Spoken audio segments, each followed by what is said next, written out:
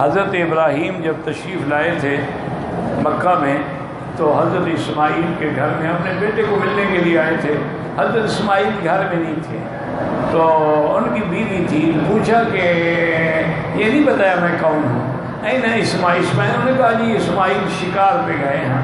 اچھا اس زمانے میں شکار یہ تو نہیں ہوتا تھا گھنٹے کے بعد واپس آئے, وہ تو جاتے تھے اور تیر کمان کئی دن لگ جاتے تھے.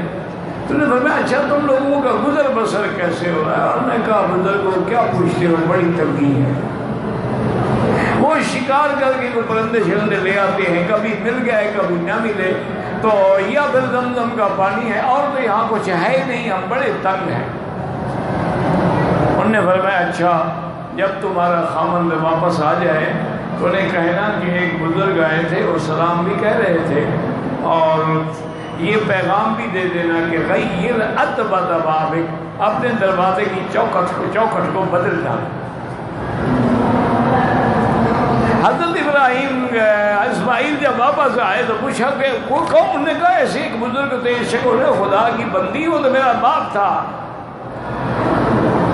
انہوں نے کہا اچھا تمہیں کچھ کہا بھی؟ انہوں نے کہا پوچھا تھا کہ کیسے گزر بسر ہے. میں نے کہا بڑی تنگی ہے.